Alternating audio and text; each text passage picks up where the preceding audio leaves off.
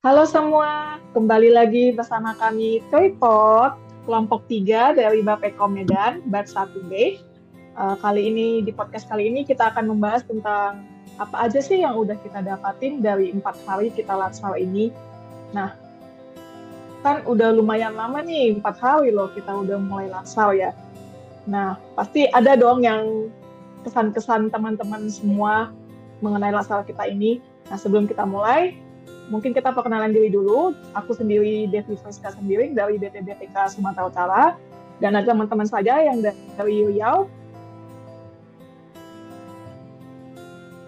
Halo, aku Dwi Purnamasari dari BPBPK Riau. Halo, aku Ellen dari BPBPK Riau.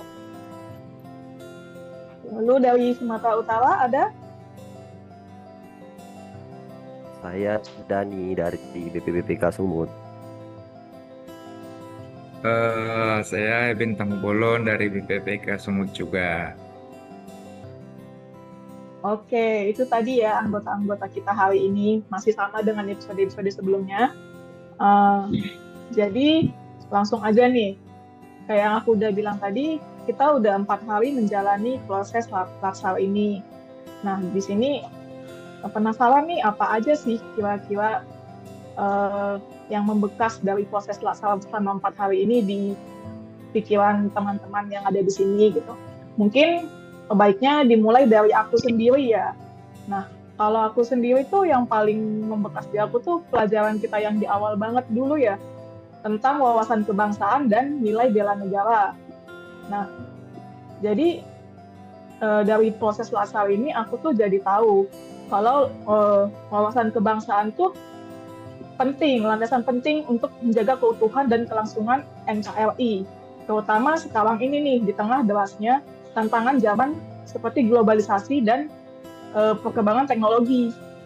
Nah, jadi aku juga menjadi tahu nih, kita itu wawasan kebangsaan itu perlu kita pahami dan kita internalisasikan di dalam diri kita sendiri dengan cara memahami betul 4 konsensus dasar negara kita, yaitu Pancasila sebagai ideologi, UUD 1945 sebagai konstitusi kita, NKRI sebagai bentuk negara, dan juga Bhinneka Tunggal Ika sebagai semboyan dari negara kita sendiri. Nah, selain itu, kita juga ada kan di awal kemarin belajar tentang bela negara. Nah, aku juga dari latsal ini sekarang makin paham nih, bela negara tuh bukan semata-mata artinya berhubungan dengan militer atau senjata-senjataan ya, enggak. Nah, nilai negara di sini adalah komitmen kita, kesiapan kita baik secara fisik, mental maupun sosial untuk mendukung ketahanan nasional itu sendiri. Nah, dan bela negara itu memiliki 5 nilai dasar yang dapat dijadikan sebagai pedoman sikap dan perilaku kita, yaitu cinta tanah air, sadar berbangsa dan bernegara, setia pada Pancasila, rela berkorban, dan kemampuan awal bela negara. Nah, jadi kalau aku ini ngena banget sih gitu, karena sebelumnya aku tuh nggak tahu betapa pentingnya wawasan kebangsaan dan nilai bela negara ini bagi kita khususnya sebagai ASN. Nah, jadi kalau penerapan dan pemahaman nilai-nilai wawasan kebangsaan dan nilai bela negara ini tuh menjadi kunci ya untuk membangun masyarakat yang tangguh, inklusif, dan siap menghadapi perubahan zaman tanpa kehilangan jati diri kita sebagai warga negara Indonesia, begitu kalau dari aku. Nah, mungkin aku mau dengar pendapat teman-teman yang lain kali ya tentang pembelajaran latsal kita selama 4 hari ini. Mungkin Bang Dani mau ngasih pendapatnya, apa kesan-kesannya? Oke, makasih Kak Devi.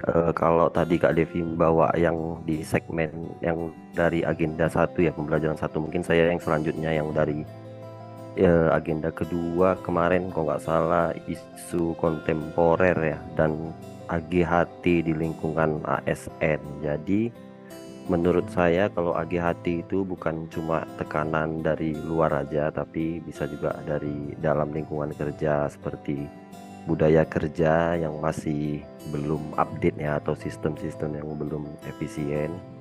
Jadi kita sebagai ASN itu di situ kita harus tetap berinovatif ya, dan harus tangguh dan adaptif ya dengan perkembangan zaman kali ini. Jadi eh, tantangan-tantangan yang dihadapi sebenarnya kalau yang dari luar itu, dari bangsa lain itu mungkin ada korupsi, narkoba, terorisme, money laundry, proxy war.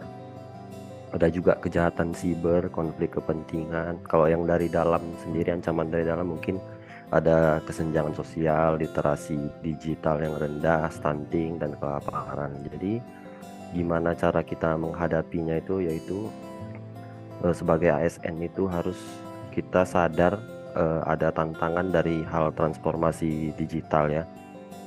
Kita nggak bisa kerja lagi dengan pola-pola yang lama gitu atau gimana, harus adaptif untuk perkembangan teknologi, bekerja dengan lebih transparan, efisien, dan akuntabel. Mungkin dari saya itu aja sih Kak Devi. Terima kasih.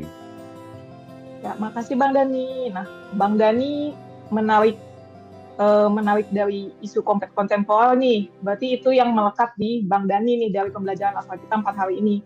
Sekarang mungkin kita berganti ke anak Riau nih, Kak Dwi, memberikan pendapatnya mengenai pembelajaran kita selama 4 hari ini, Kak Dwi. Oke, thank you Kak Devi. Setelah kita belajar kemarin, ini sebenarnya topik pembelajaran hari ini ya barusan. Di hari kita recording kita baru dapat pembahasan tentang teknik menganalisis isu, khususnya identifikasi dan penabisan isu. Jadi teknik ini yang akan kita pakai juga nanti untuk ketika kita habituasi kan. Jadi yang aku tangkap dari materi itu ya, langkah awal yang kita lakukan pertama-tama tentu harus mengidentifikasi dulu isunya. Proses ini kita lakukan dengan environmental screening, yaitu mengamati gejala sosial, kebijakan maupun dinamika kelembagaan di sekitar kita. Tujuannya adalah untuk menangkap tanda-tanda masalah yang berpotensi berkembang menjadi isu-isu strategis.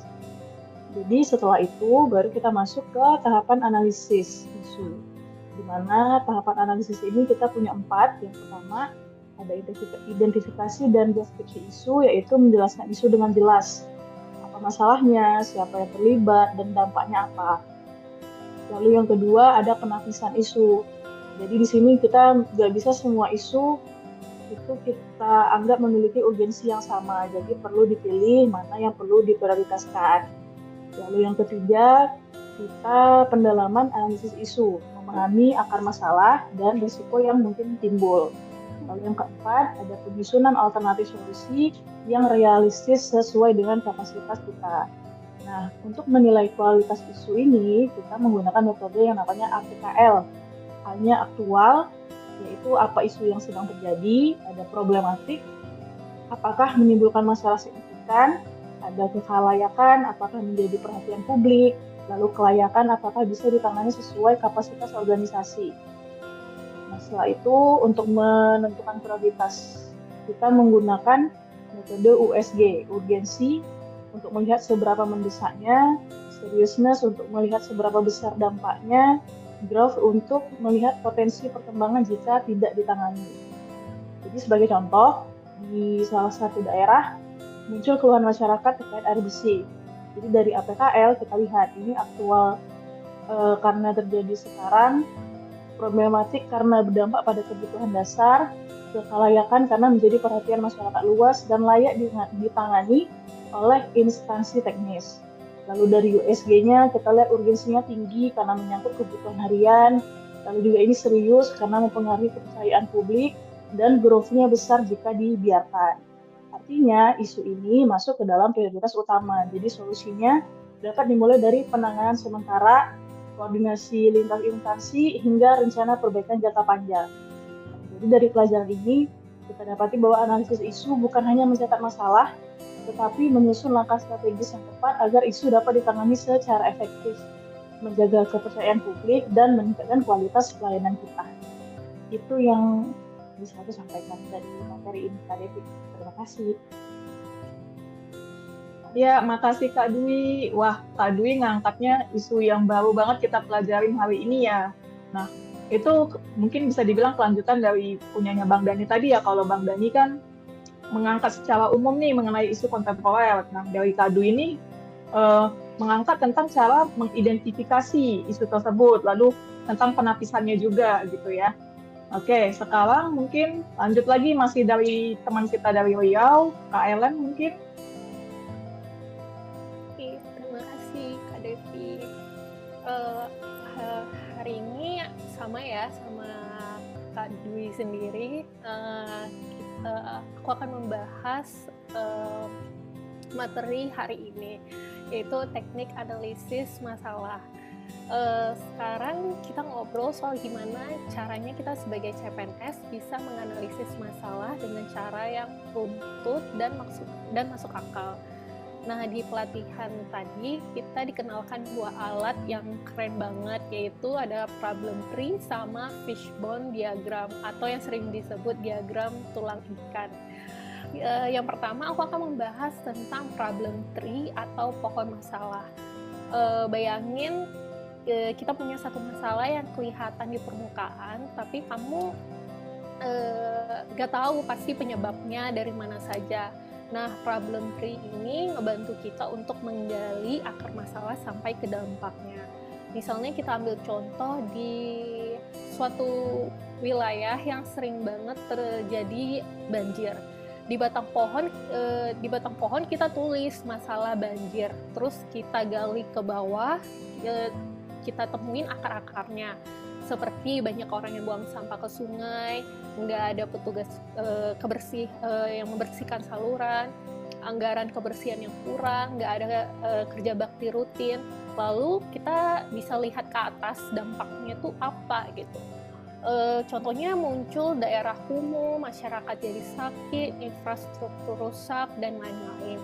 Jadi dari satu masalah utama kita bisa tahu penyebab langsung dan dampak yang bisa aja makin luas kalau nggak segera ditangani. Yang seru lagi, kalau pohon masalah ini udah selesai, kita bisa lihat jadi pohon tujuan.